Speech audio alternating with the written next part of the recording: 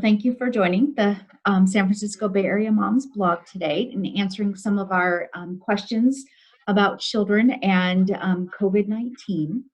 And I know in the city in particular this week, school started, and one of the questions that our readers have is, how should we expect young children to respond to school settings with no touch, such as a warm lap to sit in, a teacher's hug, a hand to hold, and those physical parts of the interaction that are so important, and how is that going to affect our kids? Well, it's a great question. And I think that, I just want to acknowledge that this is a really hard time for all of us, I think. And, families, my heart goes out to them and to the children. And I do want to remind people, acknowledging the difficulty of this time, that it too will pass. And the pandemic will end, even though it feels like it won't. And in terms of, kids needing that touch, I think that, certainly the younger children in the preschool, maybe up to kindergarten age, we might say that's more important. Kids have different temperaments. So some children need that, more than others. I think that we have to acknowledge that, school isn't going to look like what we wish it did and what it did several months ago. But with teachers and schools taking precautions, with teachers wearing masks and perhaps face shields and kids wearing masks, I mean, a hug and a trip to a lap isn't necessarily not safe. So, I think that my answer is that, there are circumstances in which those kinds of physical interactions can happen in a safe way. And hopefully, schools and teachers and individuals can figure out the best way to manage those needs for kids. Right. Great. Well, and then along those same lines, kids who are involved in extracurricular activities. There are some groups out there, sports groups, music lessons, they're trying to reopen within the regulations of their counties and their local health departments. But just because it's open, what's the best way for a parent to determine if it's safe and to continue those activities to engage their children in? Again, I think, to some extent, it's hard to make a blanket statement about these questions. I think these questions are great, but, a kid who's 3 is very different from a kid who's 6, who's different from a kid who's 16. And so, when we're lumping kids into this category, it's hard for me to respond with one simple answer. But I think that in general, activities that happen outside with small numbers of kids who are, managed in terms of the social distancing that needs to continue to happen, the masking that needs to stay over mouth and nose, things that come to mind in terms of safer outside activities, tennis, perhaps, limited numbers of children in a swimming pool, kids running around a field, whether it's soccer or, chasing some other kind of ball. Those are, perhaps manageable and safer activities compared to being inside and singing, for example, because we know that can provide a breeding ground for this virus. Right.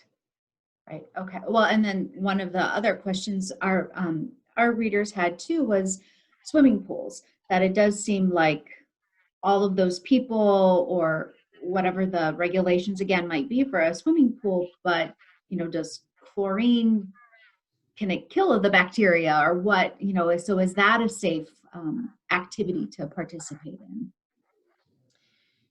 Well, I think a public pool that's full of kids, probably isn't super safe, because kids tend to scream and yell and, enjoy themselves vocally. And we know that that's the way the virus is spread, is through, droplets and aerosols. So if we're talking about, 2 or 3 kids in a neighborhood or a neighbor's pool, and sort of their distance is being observed and perhaps managed by an adult, that's one thing. If we're talking about a public pool with, 15 or 20 kids, I think that's a different calculation and probably not super safe. Whether or not the chlorine has the potential to destroy the virus, and it probably does, but the virus is going to go from, above the water to another child, potentially. Right, and have no contact with chlorine, right? And, yep, correct. Excellent. Okay. What are some of the new or unique symptoms that have been found in COVID positive children? Well, there are definitely some interesting symptoms. I don't know that there are any that are absolutely unique to children, but some of the listeners may have heard of COVID toes, which is a rash that impacts the toes and sometimes the fingers, and it in some cases is the only symptom of coronavirus. Other strange symptoms that seem to be getting reported are hiccups. So there have been a couple of case reports of people with hiccups, and that was their sole symptom, persistent hiccups for more than 48 hours. Hair falling out is another possible symptom. A rash or lesions in the mouth are other strange symptoms. Headaches and actually hallucinations have been reported both in children and in adults. So these are some of the strange things that we're seeing with this virus. Wow. I don't think I've heard any of I've heard of the COVID toes, but the other symptoms I had never come across. So that's fascinating. Are there risks? So we're talking about the symptoms, and we know one of the best ways for prevention is not only social distancing, but also wearing masks. Are there any risks associated with mask wearing, especially in children? I think we're pretty clear that mask wearing is quite safe, and we're very clear that mask wearing is super important, and the mask needs to cover the nose and the mouth. So the only children really who could be, I think, at risk from mask wearing are those under 2 years of age, where there may be some impact on breathing. But other than that, no. Okay. Great. And still cloth masks are probably the safest or the best. Cloth masks are great. Certainly the thicker the mask, the better, or the more layers, the better. So, I've seen even 3 and 4 layer masks advertised. Additionally, many of the companies that are making these really, great and more comfortable masks are providing a pocket where a coffee filter can be placed in the pocket. And cloth masks are fabulous because they are more comfortable and they can be washed and reused. Right. Excellent. This is a little off topic, but with all of the wildfires that we're having down here right now, it's just the need for masks and the different types. I know the N95s might be better for, in a fire situation, and many of us have those in our go kits, opposed to the cloth masks. So it's just, it's very eye-opening around here now in California with both things happening at once. So yeah, it's pretty overwhelming. It is. In some instances, families are wanting to or have been given permission depending on their county and their local health jurisdictions, but to expand their social bubbles. Do you have any recommendations on how to go about that? You know, to be a family of 3 or 4 and then to start, you know, opening up to maybe another family? What are some ways that we can do that safely? I think it's really important to know what your risk tolerance is, what your family's risk tolerance is. So I think that the first step is to understand really what you're willing to tolerate in terms of level of risk. And then you need to pair up with, you know, another family or 2 whose values are similar. So where their risk tolerance is, you know, pretty much on par, because you're only as safe as your riskiest contact. So for example, if you are considering potting with another family who has, let's say, a parent who's an emergency physician, that parent, in order to accomplish their job, has to put themselves essentially in harm's way every day. And, you know, just on the basis of what they're doing, they're at a greater risk of contracting COVID. So if you're a very risk averse family, and you're considering, you know, contact with this other family, that's not going to work. Similarly, if you, let's say the other family has a teenager and your risk tolerance isn't high, and the teenager can't be relied upon to keep a mask on or stay away from friends, or, you know, then that probably isn't the best match. So I think that you really want to consider, you know, consider what you can tolerate, and then have a really honest and open conversation with the other family, and, you know, no value judgments, just get really clear. And then, Sure. you know, and then it works potentially. Mm-hmm. I have 2 teenagers, so I don't think our bubble is going to be growing any bigger anytime soon. Yeah. That makes sense. Yeah. Yeah. Well, we know the importance of testing and COVID testing. And then many people are wanting the antibody testing. Are children able to be tested for COVID-19 antibodies? Absolutely. Children can be swabbed, so they can have the PCR test, which is, you know, more of the acute, when you're sick kind of a test. And then kids can similarly have their blood drawn to test for antibodies. Okay. The timing of testing for, you know, for both of these tests matters. And so ideal testing for antibodies would be sometime around, you know, probably like in the 12 to 20 day post first symptoms. Okay. So if day 1 is, you know, first day of symptoms, then you want to wait a couple weeks, because if you test too early, then you're going to end up with a false negative, quite likely. And we don't really, I mean, unfortunately, there's still so much that we don't know. But in terms of the greatest likelihood of having an accurate result would be around 2 weeks, and it's a blood test. A blood test. Okay.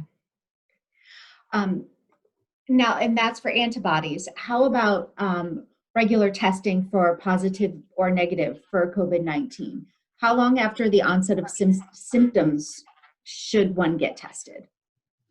So the test is probably the most accurate just before getting symptoms, when viral load is very high. Okay. And then for about 5 days. So I would say, you know, day 0, which most people aren't going to know what day 0 is unless they know for sure that they've been in contact with someone who has COVID, to day 5-ish is probably the most accurate in terms of a nasal swab. Okay. The problem is that access to testing, unfortunately, in the last month or so has been very tricky. And the turnaround times have been problematic, so that we don't find out quickly enough, you know, for it to make a difference. Right. So everyone's just sort of forced to hunker down and quarantine for a couple of weeks until they're thought no longer to be infectious. I think what's upcoming and what will be, so helpful are saliva tests that will have, virtually no turnaround time. I mean, it'll be, minutes or a couple of hours. And those are on the horizon. I mean, those are on the quick horizon. Right. Nice. That's good to hear. That's good to hear. So I wanted to end with a couple true false statements, just to kind of quickly put out any rumors or of things that are happening or people are hearing. So true or false? There's a polio-like disease that may present a serious health risk in children that will rear its ugly head soon. Do you know anything about that? So since 2014, there is a polio-like illness that is not caused by the polio virus, that every 2 years has a higher incidence. So 2020 is one of those higher incidence years, but to put it into perspective, it's really, the numbers are tiny. So if there are, almost 75 million children in the US, there are, probably less than 100 kids who will be impacted. And of course, if you're one of those 100 kids, it's tragic, potentially, a few children have died from this, but the numbers are really rather tiny. Okay. And how about this, true or false? Children have not been getting sick from COVID. They don't even seem to be carriers. This is an absolutely 100% false statement. We know that kids do get sick from COVID. There have been a handful of kids who have died from COVID. There's a multi-system inflammatory syndrome in children where kids get quite ill as a follow-up to COVID infection. And we know that kids who are, older than 10 can spread coronavirus as well as adults. So not true. Okay. And one more, and this seems a little tricky. So true or false, my child's mental health is more of a health risk than COVID is. I know this is a question a lot of parents have, especially when it comes to going back to school and that socializing. So what do you have to say about that? Well, again, I think that, it is more of a sort of weighing the individual situation. So you could argue that, 3-year-olds need socialization and social contact more than 8-year-olds, but we also need to look at temperament and development in terms of, kids with special needs may have more of a requirement for social contact, for example. Mm-hmm. So I think it's hard, again, to make a generalized statement about this. But I will share with you and with those who will be listening that my growing concern is that there are pieces of evidence that lead me to worry that even for children who have mild illness, that there could be some real long-term remnants of this illness that will meaningfully impact the health of our children. Oh, okay. We're seeing clues about this in adults, and we're also getting little tidbits of clues in kids that this might be the case. And we don't know what we don't know. Mm-hmm. The good news is that, we're learning things at light speed about this virus, but we still have a mountain of things that we don't know. So my advice is to be as careful as possible. And if you can manage, keeping your children out of school until the community spread numbers are way down, that's the safest thing for you to do, because we want to protect from any eventuality that even a mild or asymptomatic COVID infection could end up with long-term organ damage. Mm-hmm.